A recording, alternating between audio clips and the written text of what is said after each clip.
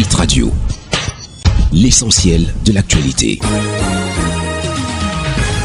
Mesdames et messieurs, bonjour. Le point sur la situation après les 2 éboulements survenus à la falaise de Tiong. Le ministre de l'Administration aborde le bilan des 2 éboulements successifs qui a été établi après les recherches effectuées après la survenue du drame. Sous la coordination du gouverneur de la région de l'Ouest, une équipe technique du ministère des Travaux publics est descendue sur le site pour dégager la chaussée et rétablir la circulation sur cet important axe routier. Au cours des travaux, un autre éboulement plus dense est survenu au même endroit. 3 bulldozers qui dégageaient la route ont été ensevelis avec leurs occupants ainsi que les véhicules de transport stationnés aux abords, indique le communiqué. Informé de cette situation, le chef de l'État, son Excellence Paul Biya, a instruit l'encadrement des populations et des usagers par les autorités administratives à travers la matérialisation d'un périmètre de sécurité autour du site, la prise en charge des victimes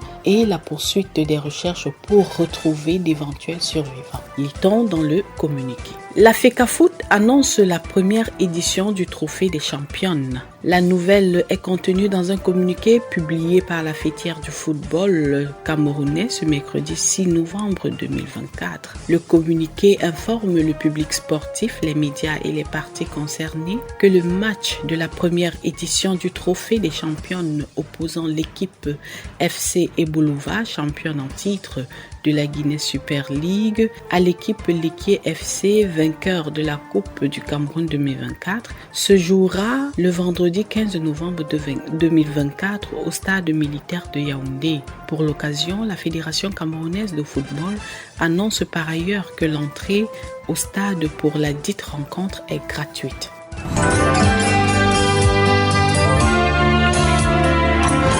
L'actualité internationale. Kenya. Des médicaments sont livrés par drone. Le service de Zipline, dirigé par Samuel Sinika, résout les problèmes d'accès aggravés par les intempéries et permet des livraisons rapides de médicaments dans les cliniques, permettant au personnel de santé de rester sur place. Ce système logistique aérien soutient la sensibilisation au VIH, en particulier auprès des jeunes. Lors d'événements tels que des matchs de football, les drones larguent des paquets contenant tout le nécessaire pour une sensibilisation et un dépistage du VIH.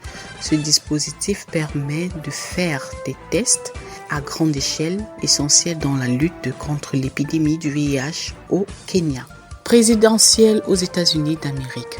Une nouvelle victoire pour Donald Trump, élu ce mercredi 47e président des États-Unis. Le candidat républicain est de retour à la Maison-Blanche 4 ans après l'avoir quitté grâce à sa victoire confortable face à la démocrate Kamala Harris. Voilà, mesdames et messieurs, pour cette brève sur l'actualité. Merci de nous avoir suivis et merci de rester en compagnie de nos programmes. Agréable journée. Hit Radio, une info d'avance.